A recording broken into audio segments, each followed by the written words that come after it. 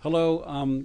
I should tell you at the outset that you are living proof of an old advanced man's first rule of politics, that when you book an arena for your candidate, you always book an intimate hall, because then the press is forced to say he spoke to a standing room only audience, and we're here.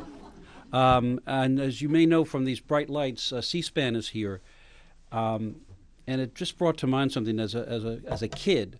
You know, I had two passions, one pretty predictable, and that was baseball, and the other kind of a little offbeat, and that was politics. And it has occurred to me over the years that if, when I was a kid, C-SPAN and ESPN existed, I would never have left the house.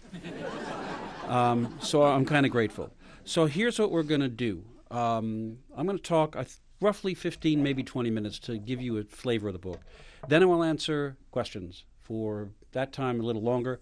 Then those of you who want to buy the book, be my guest. There is no proof at all to these silly rumors that those people who have read this book have experienced rapid, safe weight loss and increased sexual endurance. I don't know where. I repudiate those dozen anecdotes completely. Also, please, can we agree on a common definition of a question? Because a 10-minute speech followed by "so," this is not a question. So let me get right into it. And I will begin by telling you a story. It sounds melodramatic. It sounds kind of purple prose. But it's this story. It's a story of a would-be suicide bomber who lies in wait outside the home of a man about to leave for church. The assailant sits in his car, ignored by the security employed to protect this man. But the man's wife comes to the door with her child to see the man off. And the bomber does not want to strike in front of the family, so he stays his hand, and 4 days later he is captured. Now let me make the story completely over the top. The man in question, the target, is the President-elect of the United States. The only reason why that story is not ridiculously implausible is that it happened. The would-be suicide bomber's name was Richard Pavlik. He was 73 years old, a retired postal worker with a deep-seated hatred of the Catholic Church and the Kennedy family. His target was John Kennedy, vacationing at the family home in Palm Beach. He'd stalked him across the country, and he was parked on the morning of December 11, 1960, holding a switch loaded with 7 sticks of dynamite, enough, in the words of the Secret Service, to level a small mountain. And were it not for Jacqueline Kennedy's appearance at the door that Sunday morning, John Kennedy almost surely would have been killed, and there never would have been a President Kennedy. The Secret Service chief at the time said in his memoirs, "We were seconds away from that disaster." So then what? Some of you here look like you might remember. Some of you may have read it in history. But we're talking about a month after the election of the youngest elected president, a transformational, generational change from the oldest president to the youngest elected. How would we have dealt with that trauma at a time, remember, when violence against public officials was virtually unheard of? How would Lyndon Johnson have dealt with a traumatized nation? Where would Robert Kennedy have gone? And how would Johnson, with assumptions and a mindset so different from that of John Kennedy's, have dealt with civil rights or with the Cuban Missile Crisis? That's one of the questions I've tried to answer in this book called Then Everything Changed. What this is a trio of alternative histories that center on contemporary American politics, or at least contemporary for some of us. They're all rooted in one common notion, and that is that the smallest twist and turn of fate can produce radical consequences. They're written as fictional narratives, not essays, with dialogue and with imagined scenes. But they are all histories I have tried to ground in plausibility, and they're based on the thoughts and beliefs and impulses and instinct of the players as drawn from histories and oral histories, biographies, and several interviews with people who knew these players.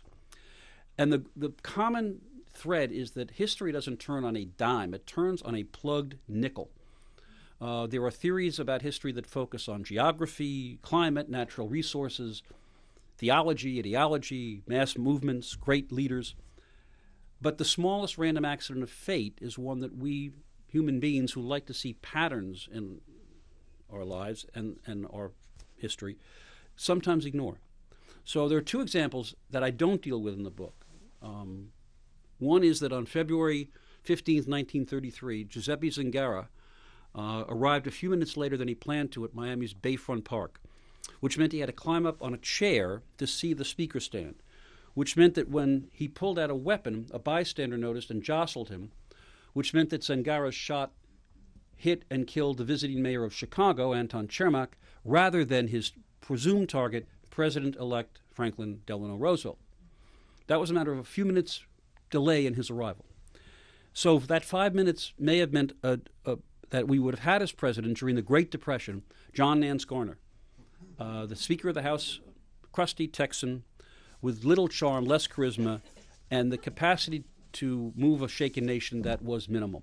Indeed, there is a book by Philip K. Dick, some of you may know it, Man in the High Castle, that presumes a Nazi victory in World War II because there is no Roosevelt to mobilize the nation.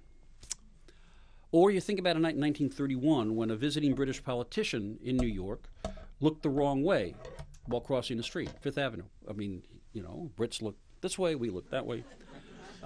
Hit by a taxi, developed pleurisy in the hospital, almost died.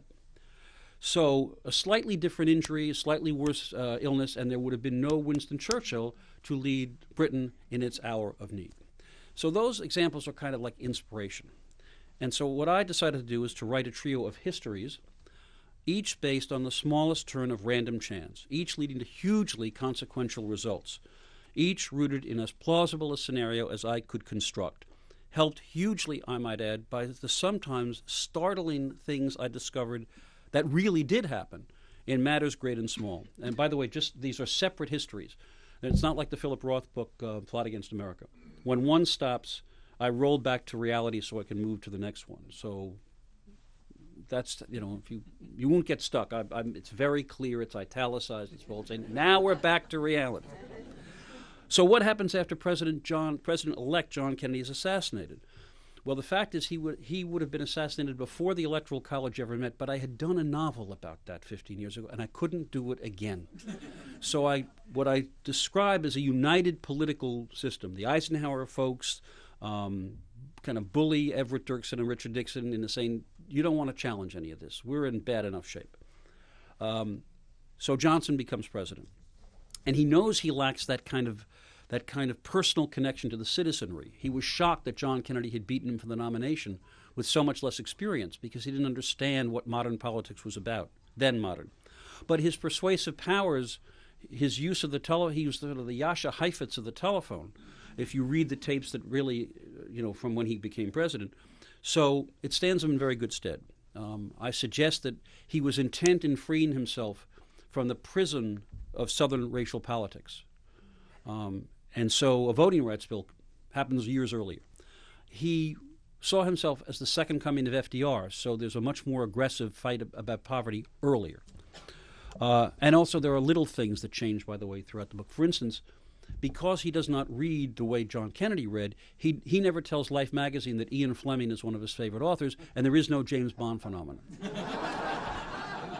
which a John Kennedy interview in Life magazine in the spring of 1961 helped trigger. You'll see that this kind of stuff happens a lot, both for relief and because I believe it. But Johnson, by every indication, he's bored by foreign policy. He doesn't like it. His life is the Congress. He doesn't have a curiosity about the wider world. He doesn't see, as John Kennedy did, the power of nationalism. John Kennedy, as a senator, came out for the independence of Algeria in 1957, I think, which infuriated the Democratic establishment folks like Dean Acheson, because they thought it was betraying our ally. He doesn't have a skeptical mind. He kind of accepts things as they are.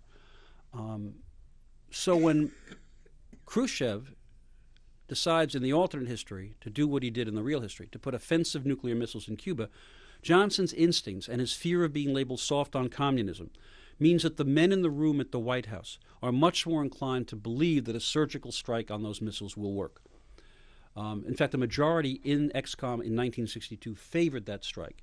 And it was a kind of 11 or 13-day process where they worked their way through. Well, there's no John Kennedy. Robert Kennedy, in my alternate history, has taken John Kennedy's Senate seat in Massachusetts. And Teddy would have been too young. And in that era, the Robert Kennedy of 1961 and 2 was much more of a Cold War kind of guy than he later came to be. So the point is there's nobody pushing for the other way out, which means, not to give away too much,